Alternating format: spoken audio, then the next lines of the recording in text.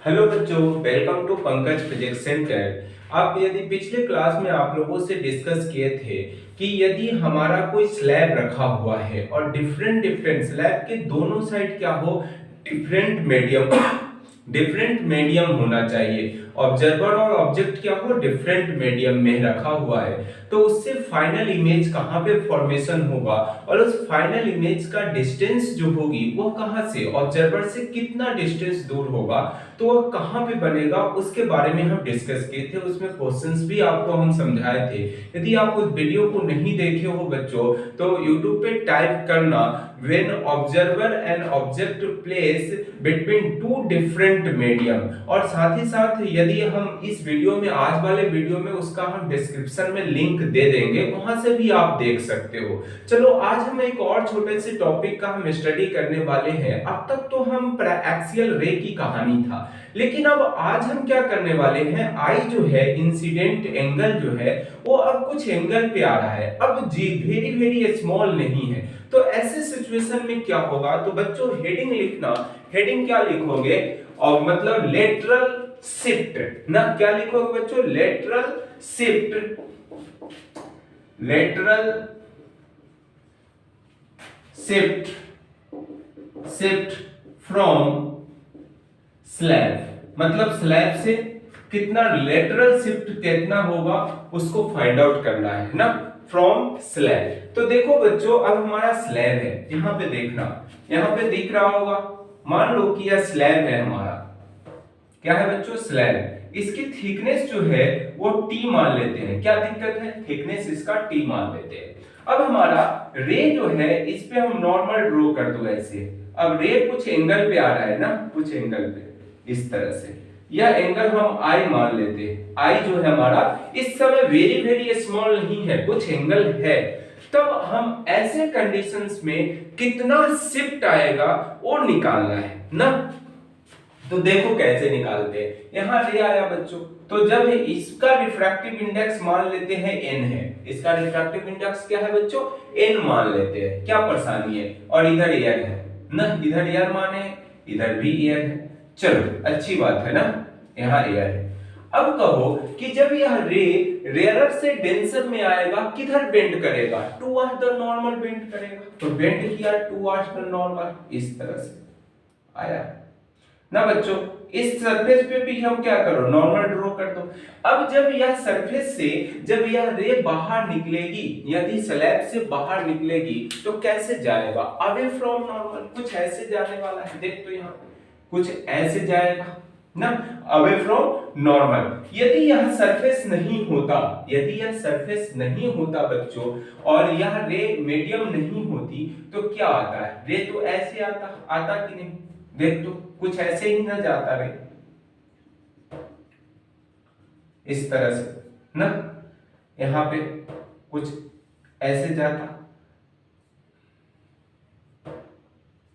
कुछ ऐसे ना, ऐसे जाता। यदि यह बाहर आने के बाद पैरेलल हो जाएगा, मतलब क्या है कि यह इंसिडेंट रे, इंसिडेंट इसको बोलते हैं बच्चों इंसिडेंट रे, और यह जो इमर्जेंट रे है इसको क्या बोलेंगे, इमर्जेंट रे, इसको इमर्जेंट रे बोलते हैं। तो इमर्जेंट रे और ओरिजिनल, इसको बोलोगे बच्चों original, original incident ray, incident ray मतलब ओरिजिनल पाथ है इंसिडेंट रे का, मतलब original path of incident ray ना, पाथ लिख सकते हो, पाथ ऑफ इंसिडेंट रे, कोई दिक्कत क्या, original path of incident ray, और यह इमर्जेंट रे है। तो यह दोनों के बीच का यदि पैरेलल, जब यह स्लैब से बाहर निकलेगी बच्चों तो पैरेलल हो जाएगा, मतलब ये दोनों क्या होगा बच्चों,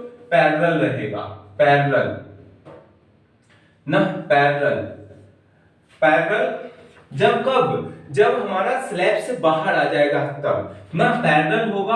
after passing through slab, after passing through slab, slab से बाहर होगा तब की बात है ना, स्लैब के अंदर पैरेलल नहीं है बच्चों, स्लैब के बाहर निकलेगा तब पैरेलल है। चलो अच्छी बात है। अब बताओ कि यह एंगल जो है, यह एंगल वो कितना होगा, इसको R मानते हैं, इस यह रिफ्रैक्टेड एंगल, इसको क्या बोलते हैं बच्चों, इमर्जेंट एंगल, जिसको E से डिनोट करते हैं, इमर्जेंट एंगल।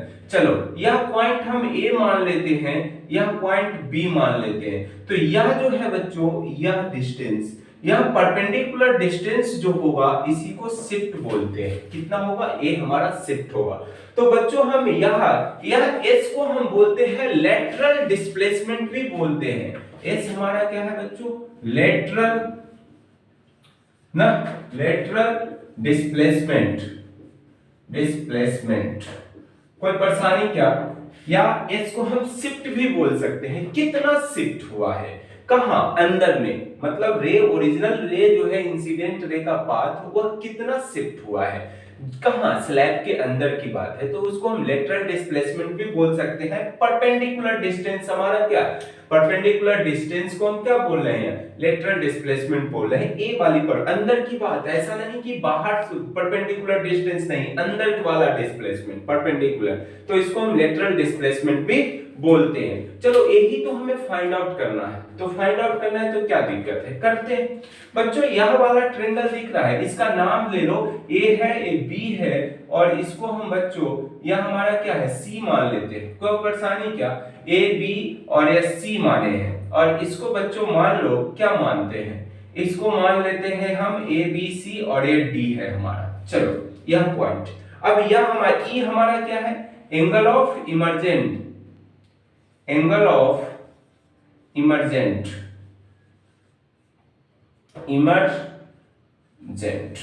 कोई दिक्कत क्या, ई को इमर्जेंट एंगल भी बोलते हैं, एंगल ऑफ इमर्जेंट भी बोलते हैं। चलो अच्छी बात है, इतना बात तो आपको समझ में आया होगा। अब देखो यह ट्रायंगल आपको ए बी सी नजर आ रहा है, कुछ ऐसा ही ना है, कुछ ऐसा है, देखना यही ना है, यह एंगल क्या है, आर है, यही ना है। और यह जो है बच्चों, यह तो थिकनेस कितना है, टी है, जो दिया हुआ है टी। उसके बाद रिफ्रैक्टिव इंडेक्स n है स्लैब का, कोई टेंशन नहीं है। अब मान लो कि यह हमारा a है, यह हमारा b है और c है, तो ab हमें निकालना हो बच्चों, ab, तो यहाँ पे cos थीटा लगाओगे, cos r क्या लिखोगे, cos r क्या होता है, b/h।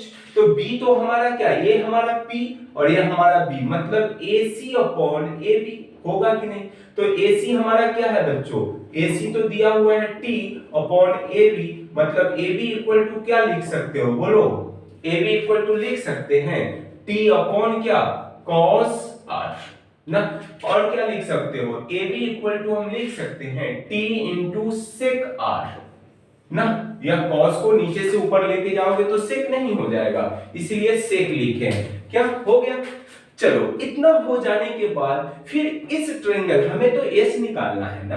अब बता कि यह डिस्टेंस तो मालूम हो गया ये भी, अब यह डिस्टेंस निकालो, यह S निकालना है। तो इस ट्रायंगल को देखो, इन ट्रायंगल बच्चों, इन ट्रायंगल ABD ना, ABD में इसको बाहर निकालो, क्या दिख रहा है, कुछ ऐसा ही ना दिख रहा है, देख तो यही ना, कुछ ऐसा ही दिखेगा बच्चों, ध्यान से देखो, कुछ ऐसा, दिस और दिस और दिस, यही ना है, यह S है, और यह कितना आया है अभी अभी T sec R, और यह हमें नहीं मालूम है, ये A है और ये D है और ये B है ना। तो बच्चों यह एंगल कितना होगा, ध्यान से देख तो, यह जब R है तो यह एंगल कितना होगा, ये वाला एंगल, यह लिख सकते हो I माइनस R। अरे यह I है तो यह टोटल कितना I होगा, उसमें से R हो गया ये, तो कितना बचेगा I माइनस, कैसे, अरे सामने वर्टिकल अपोजिट एंगल से नहीं होगा, यह I है तो यह भी I, मतलब यह टोटल I, तो इसमें से R हो गया तो R माइनस R बचेगा। तो यह जो एंगल है, यह एंगल वो कितना है, I माइनस R। चलो अच्छी बात है, यहां से क्या लगाओगे, साइन थीटा, मतलब साइन क्या लिखोगे, I minus R, sine I minus R equal to लिखोगे, यह तो हमारा P है और यह हमारा क्या हो जाएगा, बोलो, P है, और हमारा क्या है, ये तो डिस्टेंस मालूम है ना, तो क्या है हमारा साइन थीटा लिख सकते हो, क्या लिखोगे, इक्वल टू एस अपॉन क्या लिखोगे, टी सेक आर लिखोगे कि नहीं। तो s इक्वल टू क्या लिखोगे, मतलब टी सेक आर इंटू का साइन आई माइनस आर। अरे होगा कि नहीं बच्चों, यही तो शिफ्ट है। तो बच्चों आपको नींद में भी याद होना चाहिए कि शिफ्ट जो है या लेटरल डिस्प्लेसमेंट जो है वो कितना होगा, टी स्लैब का थिकनेस सेक आर आर हमारा क्या है, रिफ्रैक्टेड एंगल है, साइन जो साइन है, और आई हमारा इंसिडेंट एंगल, माइनस का क्या है, आर हमारा रिफ्रैक्टेड एंगल है। क्या दिक्कत है इसमें, तो इस तरह से हम शिफ्ट निकाल सकते हैं। तो बच्चों यदि एंगल हमारा कुछ हो, एंगल इंसिडेंट एंगल हो, तब हमारा शिफ्ट कितना आएगा, दिस वाला फार्मूला। तो इसको ध्यान में रखना है, और इससे रिलेटेड बच्चों हम शुरू में इसका क्वेश्चन भी हम कर चुके हैं। यदि आप नहीं किए हो तो फिर भी क्या रॉकेट साइंस है इसमें, यहाँ पे आप कुछ भी दे दो। मान लो कि बच्चों हम ऐसा दे, क्वेश्चन कर लेते हैं, स्क्रीनशॉट लो इसको बच्चों, ले लो स्क्रीनशॉट, हो गया। चलो इसमें एक छोटी सी क्वेश्चन कर लेते हैं, क्या है दिक्कत, ध्यान से देखना बच्चों। मान लो कि हम स्लैब का थिकनेस दे दे कितना, या आई जो है हम मान लेते हैं कि हमारा 60 डिग्री एंगल है, और या आर जो है बच्चों, आर कितना होगा, या ध्यान से देखो तो आर क्या है, ये हम ग्लास स्लैब मान लेते हैं, इसका 1.5 है, 1.5 मतलब क्या 3/2 है, 3/2 है, ऐसा है रिफ्रैक्टिव इंडेक्स। तो यहाँ पे यह 30 डिग्री मान लो ना, 30 डिग्री मान लेते हैं, चलो अच्छी बात है, 30 या 60 डिग्री ही मानो ना, क्या दिक्कत है, जो आएगा आएगा। यहाँ आर कैसे निकालोगे, और इसका जो थिकनेस है वो 5 सेंटीमीटर मान लेते हैं, 5 सेंटीमीटर। तो आपको शिफ्ट बताना है, मतलब लेटरल डिस्प्लेसमेंट क्या होगा, आर क्या होगा ये भी बताना है, आई तो दिया हुआ है। तो बच्चों आर निकालने के लिए सबसे पहले क्या करोगे, स्नेल्स लॉ लगाना पड़ेगा।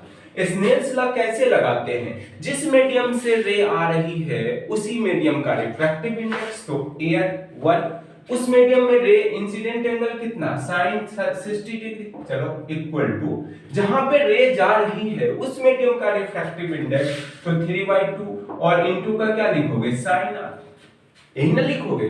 चलो अच्छी बात है, अब क्या लिखोगे, यहां sin 60 डिग्री कितना होता है, √3/2, यही ना होगा, इक्वल टू क्या लिखोगे 3/2 sin r, 2 से 2 गायब, 2 से 2 गायब होगा, तो बच्चों क्या बचेगा, यहां देख तो sin r इक्वल टू लिख सकते हो, क्या लिखोगे बोलो, sin r इक्वल टू या 3 डिवाइड करो, √3/3 होगा कि नहीं। तो मतलब r इक्वल टू होने वाला है, r इक्वल टू हम क्या लिख सकते हैं, sin इनवर्स √3/3, इस तरह से कुछ आने वाला है ना।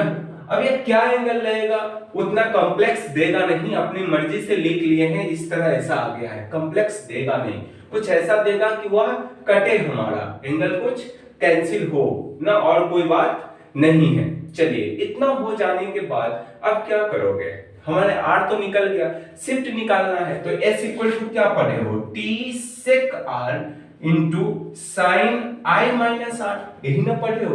तो क्या लिखोगे, s शिफ्ट कितना है 5, मतलब थिकनेस क्या है, t हमारा क्या है थिकनेस, तो t, और सेक r की जगह क्या लिखोगे बोलो, साइन इनवर्स क्या लिखोगे √3/3, और इनटू क्या लिखोगे ये साइन, और i कितना है 60 डिग्री, और यह r कितना आएगा माइनस साइन इनवर्स √3/3, इस तरह से लिखोगे कि नहीं। तो जो इसको सॉल्व करके आएगा बच्चों, यही ना हमारा आंसर होगा ना। अब कहोगे इतना कॉम्प्लेक्स आएगा, या तो आपको क्वेश्चन में इसकी वैल्यू दे रखा होगा, या ऐसा ही नहीं देगा, जो आपको ऐसा देगा डिजिट जो एंगल आपको मालूम हो ना, बस यही कहानी है। तो इस तरह से हम क्वेश्चन भी सॉल्व कर लेते हैं बच्चों।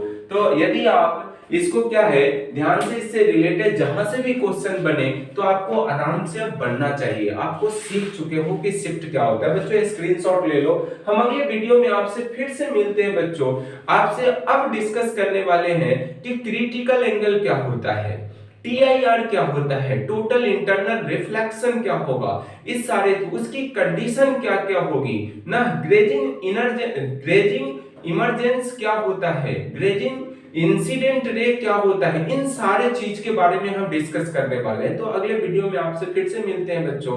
तब तक के लिए मतलब आप इस वीडियो को ध्यान से देखिए ना, और ध्यान से साथ साथ इससे जो भी रिलेटेड क्वेश्चन है उसको भी ध्यान से बनाओ। और आपको यदि वीडियो समझ में नहीं आता है तो फिर से जाके रिकैप मतलब फिर से उसको अगेन स्टार्ट करके देखो, ताकि 100% आपको मतलब हम आशा है मुझे कि 100% आपको समझ में आएगा।